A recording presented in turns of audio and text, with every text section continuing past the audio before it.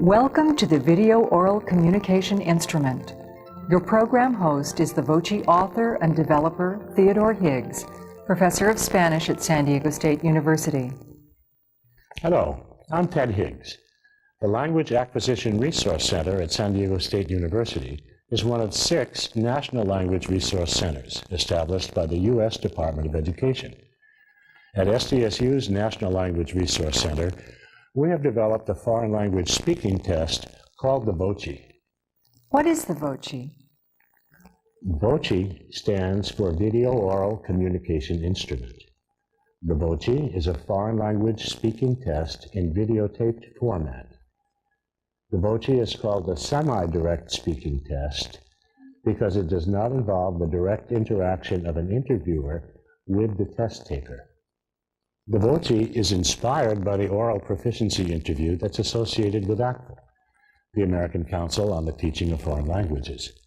As you may already know, the ACTFL OPI is a direct speaking test.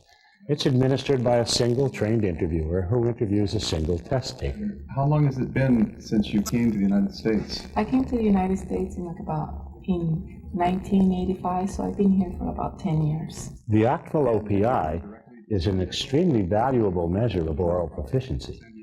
However, its successful use requires a time commitment that becomes impractical when large numbers of people need to be tested. For example, a single routine ACTFL OPI can easily take from 20 minutes to half an hour to administer. And often, even more time is needed afterwards to rate the speech sample obtained during the interview itself. In addition, a great amount of training and follow-up practice is required for someone to learn how to organize, administer, and rate a successful OPI. At San Diego State University, we felt that some alternative to the ACTFL OPI was needed to measure oral ability, one that would capture much of the essence of an OPI, but without such extensive training, follow-up practice, and expense. We wanted to develop a speaking test that could be administered in a reasonable amount of time. We especially wanted a measure that could be given to more than one person at a time. But we didn't want to reinvent the wheel. We wanted a scoring system that would be compatible with the rating scale used to evaluate an ACTFL OPI. In this way, the new speaking test we were seeking would yield scores that anyone familiar with the ACTFL rating scale could understand and interpret. The VOCI is our response to these perceived needs. How does the VOCI compare with the ACTFL OPI? There are a number of interesting differences between the VOCI and the ACTFL OPI. Let's look at a few. As you've seen, the OPI requires that one interviewer speak directly with one test taker. The VOCI can be given to a single individual, but it can also be given to fairly large groups. It is this potential for group administration that makes the VOCI attractive. The OPI can be very flexible and interactive in the hands of a skilled interviewer. In fact, it's often pointed out that no 2 OPIs are ever exactly the same. During an OPI, the interviewer is very aware of what communicative functions and content areas have been covered and what kinds of information remain to be elicited. For example, the interviewer can propose a possible content area. Have you found any basic differences in the culture between the culture in Venezuela and the culture, or just the people, what the people are like? Well, the people are very different. I think the culture is very different too. During an OPI, the interviewer also becomes increasingly familiar with the test taker as a person, his likes and dislikes, career interests, as well as pastimes. A skilled interviewer learns to exploit this kind of information in crafting each interview. But learning how to do this smoothly and unobtrusively requires a great deal of training and practice. In contrast, the VOCI requires no special training in elicitation techniques for its administration. The questions and other audiovisual stimuli are there on the videotape. Once a particular VOCI is started, no items can be passed over as perhaps being too easy, nor can any be eliminated as being too hard. Thus, the VOCI is necessarily linear and non-interactive. The VOCI is also impersonal when compared with an OPI, since nothing relating to a particular test taker can be incorporated into the test while it's in progress. In short, the OPI has variable content. The VOCI has fixed content. One interesting consequence of these characteristics is that results from two OPIs are quite difficult to compare directly. This is because no two OPI test takers will have taken exactly the same test. VOCI, however, is the same for everyone who takes it. It's therefore much safer and easier to compare the performance of different test takers. Do the actual OPI ratings and the VOCI ratings provide the same information? In evaluating speech samples, the same level descriptions are used both for the actual OPI and for the VOCI. The scores or ratings for both the OPI and the VOCI come from the actual guidelines, but they mean somewhat different things. The actual guidelines provide detailed descriptions that identify 4 discrete ranges or levels of oral proficiency. Later on, we'll examine the rating scales in more depth. For the moment, it's enough to point out that an OPI rating is assigned only after the interviewer has pushed the test taker linguistically as far up the scale as he can go. The final OPI rating always represents the highest level at which the test taker has sustained successful performance on a variety of communicative tasks. That is, an OPI rating represents the highest performance level that the test taker is capable of. However, in many testing situations, it's not necessary to determine a test taker's highest possible performance level.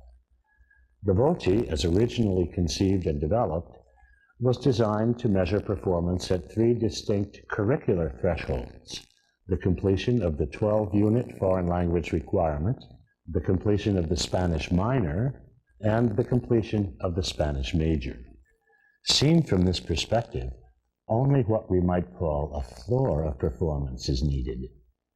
That is, if someone needed only to clear the foreign language requirement and took only that portion of the battery of VOCI tests, the most that the evaluator could conclude would be that the candidate either performed satisfactorily at that level or did not. In fact, the candidate might have been able to perform several levels above the level measured by the test he or she took. The same could apply to someone whose goal was to satisfy the requirements for the foreign language minor. It might only be after taking the highest level VOCI test that an approximation of a performance ceiling could be determined. In addition to testing these interim curricular requirements, the VOCI can be used in other testing situations. For example, it can be used for course placement. At the higher levels, the appropriate VOCI could be used as part of the screening of applicants for a teaching assistantship or a part-time instructor's position. At SDSU, the VOCI has been used successfully since 1994 to screen applicants for an international studies program. In short, the VOCI can be used with confidence to meet several distinct assessment needs. Even when a full professional certification is required, at whatever level of proficiency, the VOCI may well be a sufficient measure to use. However, in those cases in which a VOCI taker might feel that his true ability had not been successfully elicited, a full actual OPI or other more elaborated direct speaking test could be administered. But our original pilot study of 30 students at various levels of proficiency suggests that this will not be a common situation. In that study, students took both a VOCI and an OPI. When the ratings from each test were compared, no major differences were found. Whether a student took first a VOCI and then an OPI, or first an OPI and then a VOCI, the outcome was essentially the same. In the next segment, we'll see some examples from the VOCI and learn how to administer it.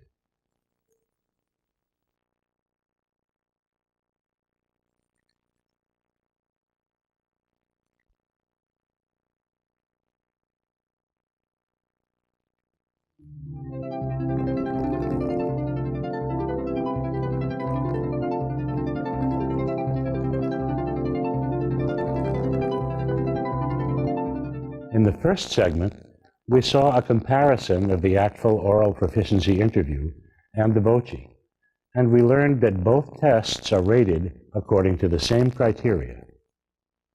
What does the VOCI look like? Here are some sample questions from the VOCI that progress in levels of difficulty. The videotape uses simple prompts and direct questions or requests for information in the target language. ¿Qué es esto? Es un plátano. It also has role plays, in which students provide information in response to a text screen that they read in English.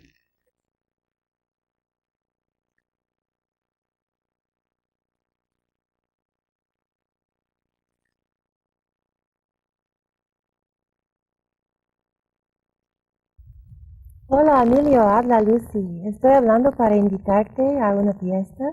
Vamos a celebrar los cumpleaños de mi compañera de cuarto.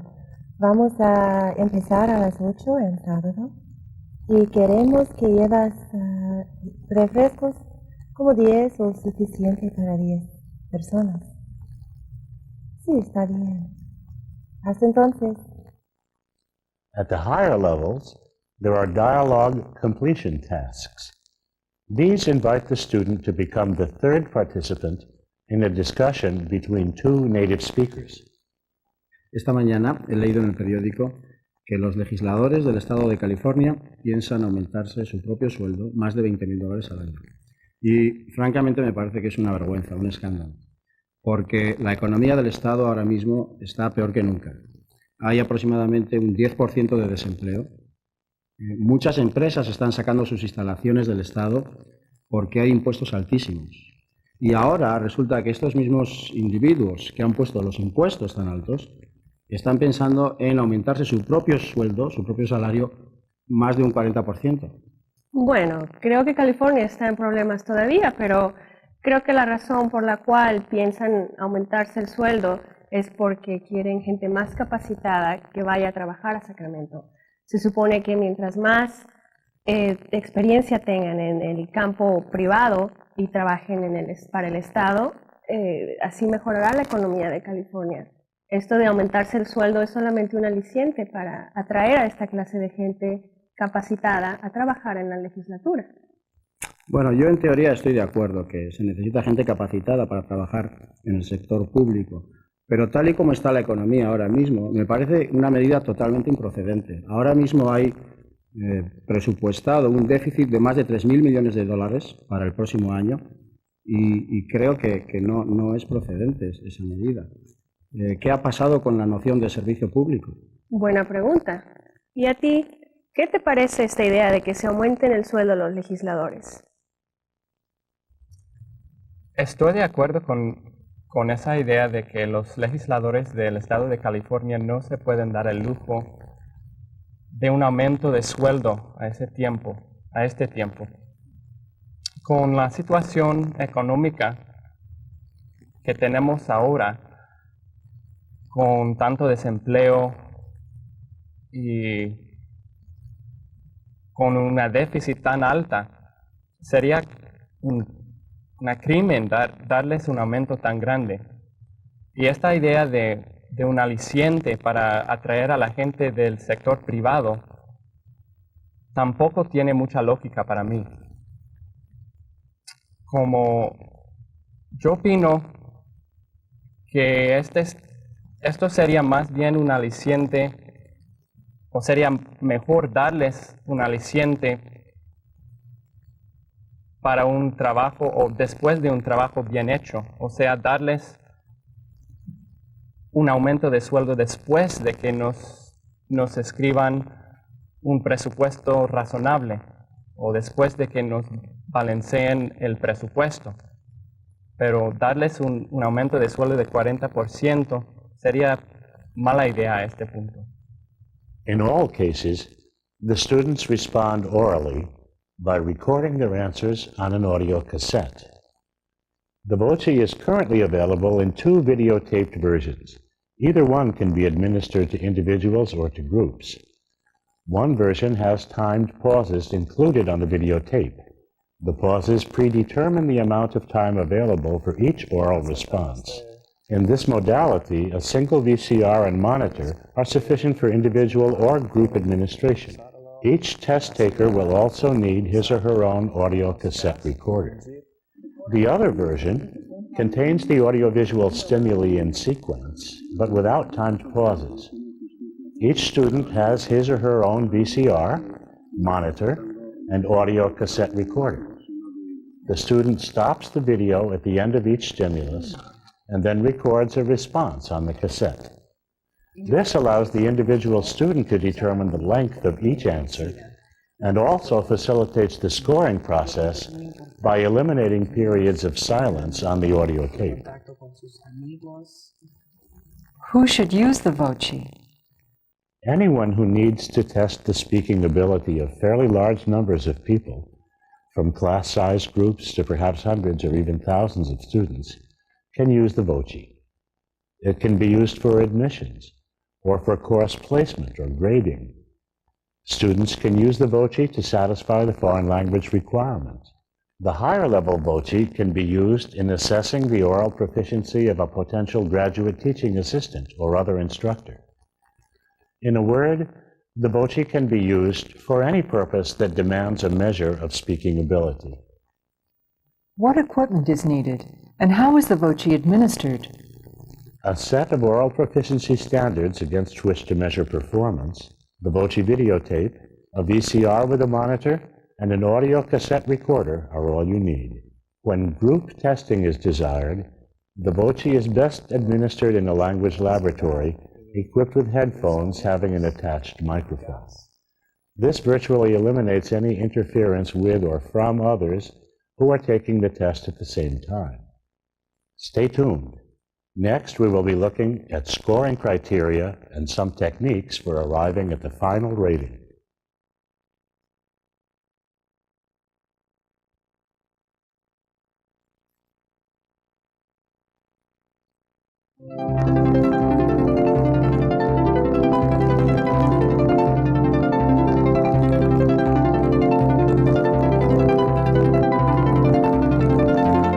So far, we've discussed the merits of the VOCI, and you've seen the test itself and the equipment used to administer it. How do you score the VOCI? You'll recall from Part 1 that the VOCI is scored, that is rated, using the same criteria as developed by the American Council on the Teaching of Foreign Languages for rating oral proficiency interviews. Ratings for both the actual oral proficiency interview and the VOCI are expressed in terms of 4 discrete ranges or levels. These levels are, in ascending order, novice, intermediate, advanced, and superior. The novice and intermediate levels are subdivided into 3 subranges: low, mid, and high. The advanced level is subdivided into advanced and advanced high. Performance ranges within the superior level are not normally distinguished in the academic context. Other rating scales exist that can rate speakers all the way up to the equivalent of a well-educated native speaker of the language. Speech samples are evaluated in terms of 4 major considerations: communicative function, such as asking or answering questions, stating or defending a hypothesis, making a comparison or a contrast, and so forth. Content area, such as daily life, school or work, current events, and so forth. Text type, such as words or phrases, sentences, paragraphs, or fully developed discourse. And finally, linguistic accuracy and pragmatic appropriateness. Rating a speech sample consists of matching the characteristics found in the student's speech with the criteria detailed in the actual guidelines. This requires considerable practice and discussion, but can usually be mastered in a day or so. One way to approach rating is by bracketing. This means that you listen to an oral response and compare it with the description of one of the extremes of the rating scale. Let's say superior, just as an example. Assuming that the speech sample clearly fails to satisfy the criteria for superior, You might then go all the way back to novice and check the criteria again. Assuming that the speech clearly exceeds this level, you then reevaluate it, comparing it with advanced, and later with intermediate. You continue to narrow the range until you can confidently place the speech sample within one of the major levels. The final step, then, is to decide which sub-range within the major level best describes the sample. Let's review the role play we saw earlier. Hola Emilio, habla Lucy. Estoy hablando para invitarte a una fiesta. Vamos a celebrar los cumpleaños de mi compañera de cuarto. Vamos a empezar a las 8 en sábado y queremos que llevas refrescos como 10 o suficiente para 10 personas. Sí, está bien. Hasta entonces. In this speech sample, we might be tempted to begin bracketing at the superior level, but there's nothing in the task that entails superior or really advanced level speech. It's clearly an intermediate level question, and what we need to decide is, first of all, is it answered within that range successfully, or is it below it, or perhaps just above it? We find that in terms of the advanced level criteria, the probe doesn't lend itself to a well-formed paragraph in terms of a narrative. It really is a kind of list of pieces of information. And so at the intermediate level, we expect that the text type will be sentences. And in fact, in this particular sample, the test taker is speaking essentially in well-formed sentences. And so we can eliminate the novice category because clearly she's not operating on learned phrases and memorized material. To decide the sub-range within intermediate, we then need to decide, is there a great deal of the speech that sounds rather like advanced, but is not sustained throughout the interview? And we really have to answer no to that question, again, partly because of the nature of the probe itself. Dropping to low, we wonder, is she just barely being successful at communicating? And the answer to that is also no. We do notice a few minor errors, her saying en sábado, for example. The fact that she missed a subjunctive is not relevant at the intermediate level, and so that literally is irrelevant to rating this sample. And we find that this speech sample is too good to be considered only marginally successful and contains essentially none of the characteristics of the next higher major level. And those two observations respectively eliminate the low and the high sub-range. And we conclude not that this speaker is an intermediate level speaker, but that this speech sample is an intermediate mid-level sample. Now, let's review the dialogue completion we saw earlier. Estoy de acuerdo con esa idea de que los legisladores del estado de California no se pueden dar el lujo de un aumento de sueldo a este tiempo. Con la situación económica que tenemos ahora, con tanto desempleo y con una déficit tan alta, sería una crimen darles un aumento tan grande. Y esta idea de un aliciente para atraer a la gente del sector privado tampoco tiene mucha lógica para mí. Como yo opino que esto sería más bien un aliciente, o sería mejor darles un aliciente para un trabajo o después de un trabajo bien hecho. O sea, darles un aumento de sueldo después de que nos escriban un presupuesto razonable o después de que nos balanceen el presupuesto. Pero darles un aumento de sueldo de 40% sería mala idea a este punto. The first thing to consider in evaluating this speech sample is the intent of the stimulus itself. Clearly, it's intended to encourage language use at the superior level. The communicative function being looked for is that of supporting an opinion. In terms of the content of the speech sample, the test taker clearly gets the necessary information across and in a credible order. The question is, does it come across consistently within the superior level, or are there some lapses that fall below that level? We find some problems with a couple of prepositions, some difficulties with some gender. We have una deficit and una crimen. And we find the discourse somewhat choppy.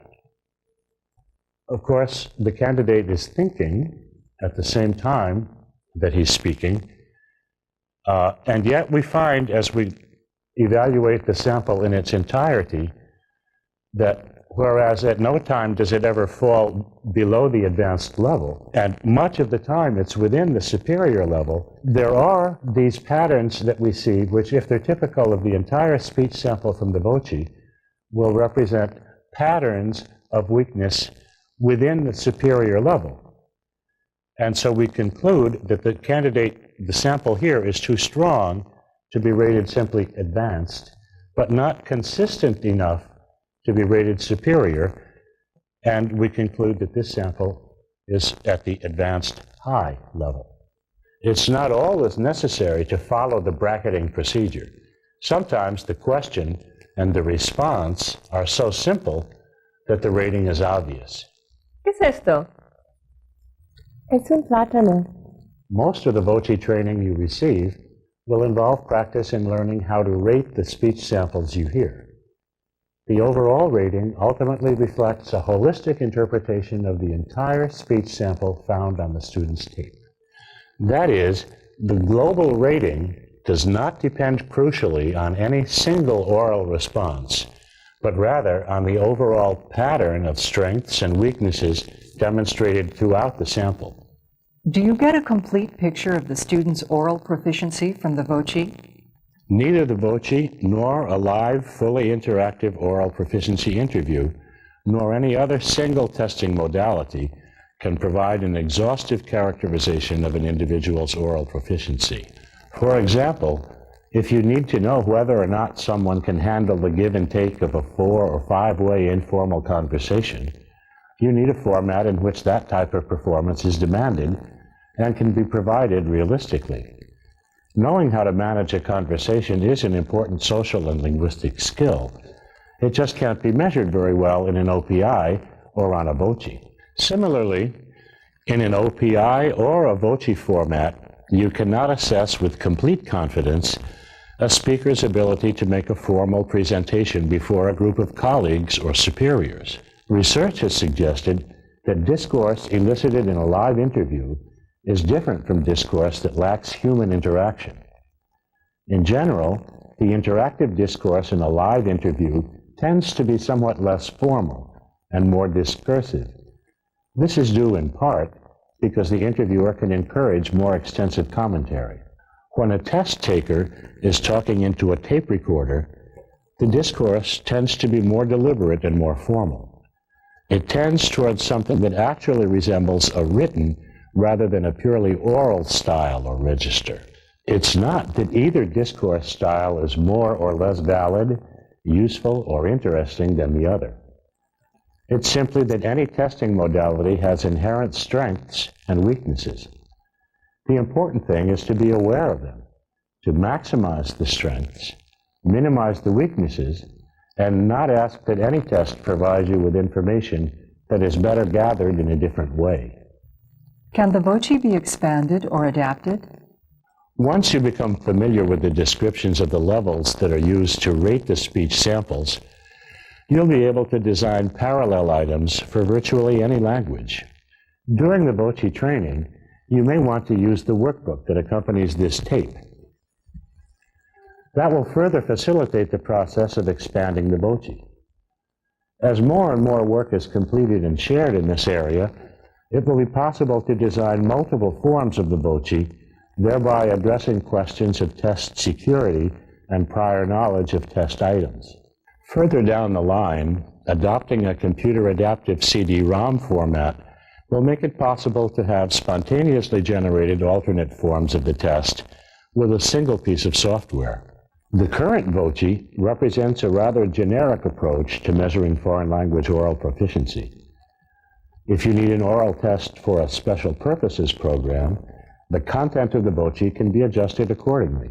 For example, the growing interest in programs of international business suggests a need to develop content-specific tests explicitly tailored to that discipline.